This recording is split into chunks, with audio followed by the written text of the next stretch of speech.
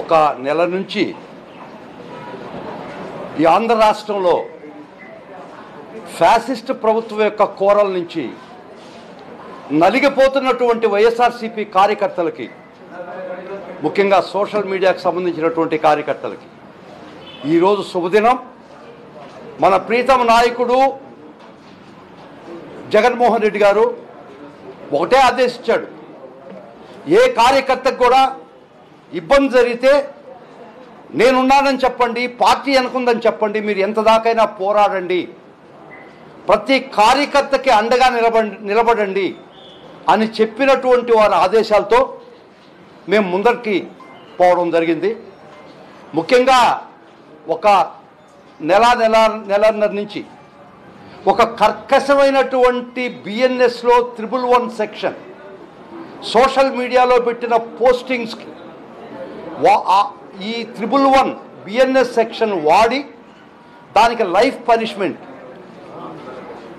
చాలామంది వందల మంది వైఎస్ఆర్సీపీ కార్యకర్తలు, సోషల్ మీడియా కార్యకర్తలు కర్కశంగా ఈ ఫ్యాసిస్ట్ ప్రభుత్వం వేధించినటువంటి నేపథ్యంలో ఈరోజు 111 బిఎన్ఎస్ ఈ అఫెన్సెస్కి, ఈ సెక్షన్లకి, ఈ సోషల్ మీడియా పోస్టింగ్స్కి వాడడానికి లేదు అని మేము సుప్రీంకోర్టు వారిని ఆశ్రయించడం జరిగింది. జగన్మోహన్ రెడ్డి గారు ఒకటే చెప్పాడు, మన ప్రీతమ నాయకుడు, ఎంత దాకన్నా పోరాడండి, నో హోల్డ్స్ బార్డ్ గేమ్. మీరు ప్రతి కార్యకర్తని రక్షించాల్సిన బాధ్యత, ప్రతి సోషల్ మీడియా కార్యకర్తను రక్షించాల్సిన బాధ్యత మన మీద ఉంది, నా మీద ఉంది, పార్టీ మీద ఉందని జగన్మోహన్ రెడ్డి గారు ఇచ్చిన ఉపదేశంతో మేము ఈరోజు చాలా తీవ్రంగా పోరాడాం. 111 ఎవరో పిటిషనర్ కాబట్టి వేయాలి కాబట్టి కేసు సజ్జల భార్గవరెడ్డి గారి మీద పేరు మీద వేసాం. అది ఒక్క సజ్జల భార్గవరెడ్డి గారికి మాత్రమే కాదు, ఇది ప్రతి సోషల్ మీడియా కార్యకర్తకి ఊరట కలిగించే శుభదినం. ఈరోజు గౌరవ సుప్రీంకోర్టు వారు ఏం చెప్పారంటే, మేము చెప్పడం జరిగింది మా వాదన సుప్రీంకోర్టు దగ్గర, గౌరవ సుప్రీంకోర్టు వారి దగ్గర.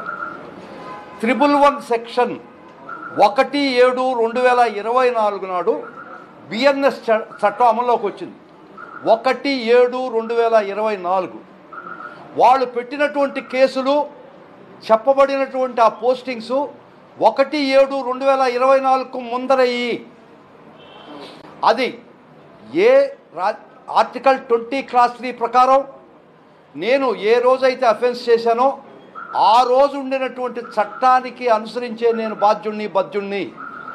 1/7/24 తర్వాత వచ్చిన చట్టం 111 పెట్టినటువంటి చట్టం ఆ పోస్టింగ్స్కి వీళ్ళు దుర్వినియోగం చేయడం చట్టసమ్మతం కాదనేది మా ముఖ్యమైన వాదన గౌరవ సుప్రీంకోర్టు వారు.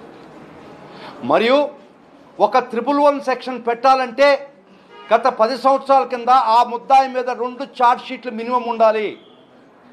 ఇక్కడ ఏ ముద్దాయి మీద కూడా 2 ఛార్జ్ షీట్లు ఈ అఫెన్సెస్ లేవు, అయినా కూడా 111 పెట్టి వేధించినటువంటి పరిస్థితి ఫ్యాసిస్ట్ గవర్నమెంట్. ఖచ్చితంగా చెప్తున్నాను, ఇది ఫ్యాసిస్ట్ ధోరణి, ఫ్యాసిస్ట్ పోకడ మాత్రమే. 111లో చెప్పబడినటువంటి ఏ అంశానికి కూడా వైసీపీ కార్యకర్తలు, సోషల్ మీడియా పోస్టింగ్ పెట్టిన కార్యకర్త, ఏ కార్యకర్త కూడా ఆ చట్టం కింద రాడు అనేది మా ప్రధానమైనటువంటి వాదన. గౌరవ సుప్రీంకోర్టు వారు మా వాదనలు మన్నించి ఏ కేసులో కూడా, ఏ ముద్దాయి మీద కూడా కంటిన్యూయింగ్ అఫెన్సెస్ కింద 2 ఛార్జ్ షీట్లు ఉన్నాయా? లేవే. ఈ పోస్టింగ్స్ 1/7/2024 ఉందని కదా, అప్పుడు ఉండేటువంటి చట్టం ఐపీసీ కదా. మీరు బిఎన్ఎస్ 111 తీసుకొచ్చి ఇంతమంది వేల మంది కార్యకర్తలను వేధించడం సబబు కాదు కదా, చట్టసమ్మతం కాదు కదా. ముఖ్యంగా ఒక ముద్దాయిని అరెస్ట్ చేస్తారు, అతని కస్టడీలో పెట్టుకుంటారు, అతని ద్వారా కన్ఫెషన్ ఎక్స్ట్రాక్ట్ చేస్తారు, కన్ఫెషన్ ఒప్పుదల స్టేట్మెంటు, దాని ద్వారా ముద్దాయిలు చేస్తున్నారు ఏ నుంచి జడ్ దాకా. అదే ముద్దాయిని మళ్ళీ ఇంకో స్టేషన్కి తీసుకుపోతున్నారు, మళ్ళా కన్ఫెషన్ ఎక్స్ట్రాక్ట్ చేస్తున్నారు, మళ్ళా కొన్ని వందల మందిని ముద్దాయిలు చేస్తున్నారు. ఈ విధంగా ఈ వలయం, విష వలయం, కొన్ని వేల మంది, కొన్ని వందల మంది కార్యకర్తలు, సోషల్ మీడియా కార్యకర్తలకి యమపాశమైనటువంటి ఈ ఫ్యాసిస్ట్ ప్రభుత్వంలో ఈరోజు ఊరట జరిగింది. గౌరవ సుప్రీంకోర్టు వారు చెప్పారు, ఇవన్నీ క్వాష్ చేసుకునే దానికి అర్హులు. క్వాష్ ఇవన్నీ గ్రౌండ్స్ మీరు చెప్పినవన్నీ ఖచ్చితంగా క్వాష్కి అర్హం కాబట్టి మీరు గౌరవ ఏపీ హైకోర్టుకు పోయి క్వాష్ మిషన్లు వేసుకోండి. అప్పుడు దాకా భార్గవ్ రెడ్డి గారికి ప్రొటెక్షన్ కూడా ఇవ్వడం జరిగింది. ఇది చాలా దుర్మార్గం. 111 అనేది 246 పార్లమెంటరీ కమిటీ రిపోర్టును అనుసరించే బిఎన్ఎస్లో 111 సెక్షన్ పెట్టడం జరిగింది ప్రప్రథమంగా. ఆ పార్లమెంటరీ కమిటీ ఉద్దేశం ఏంటంటే, ఈ 111 ఎందుకు తీసుకొస్తున్నారో బిఎన్ఎస్లో అంటే, అప్పుడు దాకా ఉన్నటువంటి ఐపీసీ చట్టాల్లో, ఐపీసీ సెక్షన్లో కొన్ని అఫెన్సెస్కి సరిగా ఇన్అడిక్వేట్, దాన్ని డీల్ చేయడానికి సరైన సెక్షన్లు లేవని భావించి 246 పార్లమెంటరీ కమిటీ రిపోర్ట్లో చెప్పబడింది ఏంటంటే, those IPC sections existing were not adequate to deal certain situations. A situation చాలా స్పష్టంగా రాయబడ్డది పార్లమెంటరీ కమిటీ ఇచ్చిన రిపోర్ట్లో.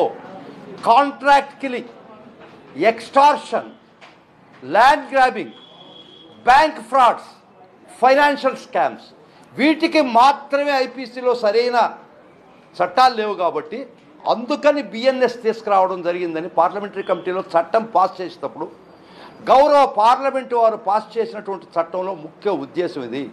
కానీ ఈ ఉద్దేశాలు తుంగలో దొరికి ఈ ఫ్యాసిస్ట్ గవర్నమెంటు సోషల్ మీడియాలో పెట్టినటువంటి ప్రతి పోస్ట్కి ఈ 111 బిఎన్ఎస్ వాడడం చాలా దుర్మార్గం. ఇది ఖచ్చితంగా ఈరోజు గౌరవ సుప్రీంకోర్టు వారు ఇచ్చినటువంటి ఊరట వరం.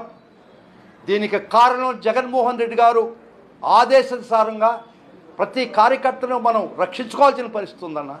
ప్రతి కార్యకర్తకి మనం రక్షణగా వలయంగా నిలబడాల్సినటువంటి సమయం ఆసన్నమైందన్నటువంటి వాళ్ళకు ఆదేశంతో ఇంత దూరం పోరాడాం.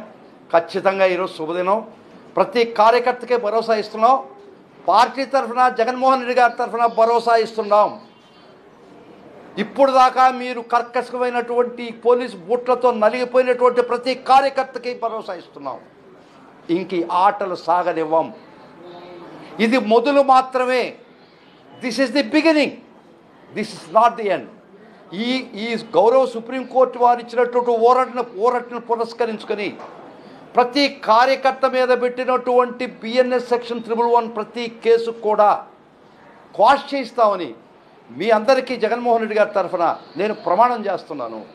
కాబట్టి కార్యకర్తలారా, జరిగిపోయింది గత వేధింపులు పడ్డారు, జైళ్లలో మగ్గారు, భార్యాబిడ్డలు చూసుకొని నెలల కాలం అయింది మీరు మీ కుటుంబంతో మీరు గడిపి.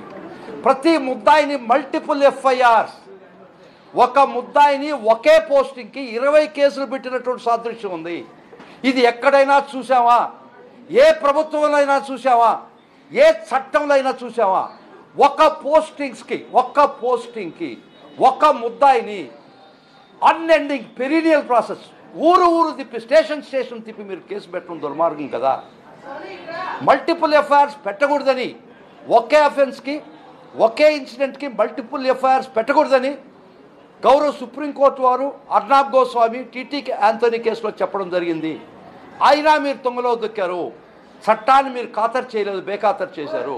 కానీ ఒక్కటి మట్టుకు చెప్తున్నాం, మీరు అనుకునేది ఏంటంటే మేము మల్టిపుల్ ఎఫ్ఐఆర్స్ పెడతాం, మీకుండే రెమెడీ ఏంటంటే అవి క్వాష్ చేసుకోవచ్చు కదా, క్వాష్ చేసుకునే మాత్రమే మీకు హక్కు ఉందనుకుంటున్నారేమో. మర్చిపోకండి, 163, 166 ఐపీసీ ప్రకారం if a public servant disobeys the law, he is liable for punishment. మీరు సుప్రీంకోర్టు చెప్పినటువంటి మల్టిపుల్ ఎఫ్ఐఆర్స్ పెట్టకూడదని గౌరవ సుప్రీంకోర్టు చెప్పినా కూడా మీరు తెలిసి కూడా మల్టిపుల్ ఎఫ్ఐఆర్స్ పెట్టారు కాబట్టి ఆ పెట్టిన ప్రతి ఆఫీసర్ చట్టం ముందర దోషిగా నిలబెడతాం. కార్యకర్తలారా, నిజంగా ఈరోజు సుదినం, ఈరోజు మొదలైన సుదినం. It is the beginning for the good days. కాబట్టి పోరాటంలో గెలిచాం. ఈ 111 అనేది ఈ పర్టికులర్ అఫెన్స్కి సోషల్ మీడియాలో పోస్టింగ్ పెడితే ఇవి కాదు.